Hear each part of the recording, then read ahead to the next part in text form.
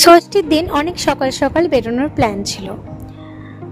বড়মশাইয়ের তো পঞ্চমীর দিন ভীষণ চোট পেয়েছিল, তোমাদের সঙ্গে ভিডিওটা শেয়ার করেছি। তো এই জন্য প্ল্যান আমাদের সমস্তটাই ঘেঁটে গিয়েছিল। এমার্জেন্সি কীভাবে যে আমরা প্ল্যান করেছিলাম তার কি বলবো।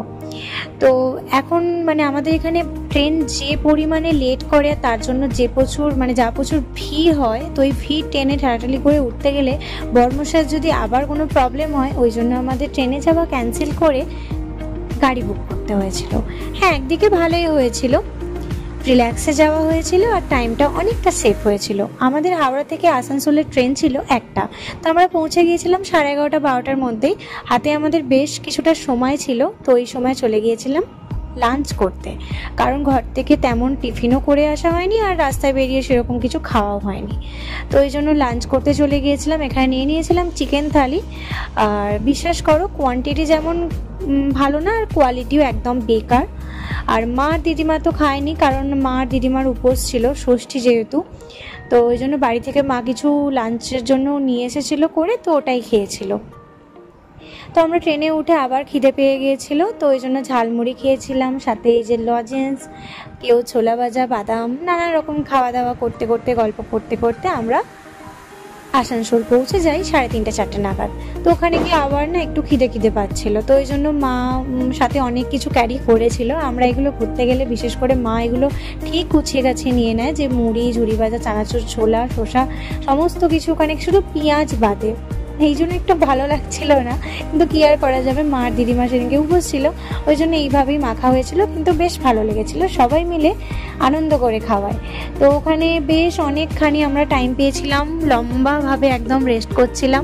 তারপরে সন্ধে না হতে হতেই আমরা ওই আসানসোল স্টেশন থেকে অটো ধরে চলে গেলাম হচ্ছে bus stand, Asansol bus stand, যেখান থেকে আমাদের বাসটা ছাড়ার কথা ছিল।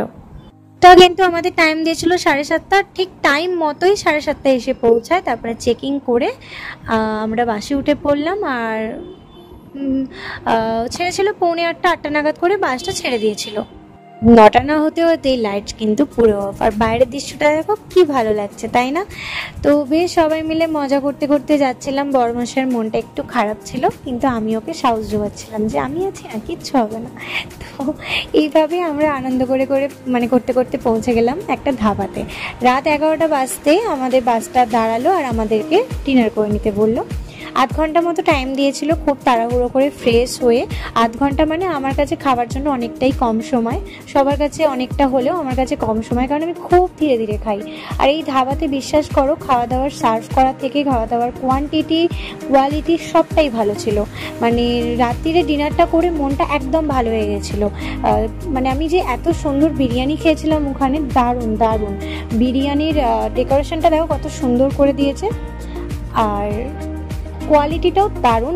বাচ্চা থেকে সবাই খেতে পারবে না, কোনো বাজে অতিরিক্ত রিচ ব্যাপার ছিল না, কোনো স্মেল ছিল, খুব লাইট একটা বিরিয়ানি।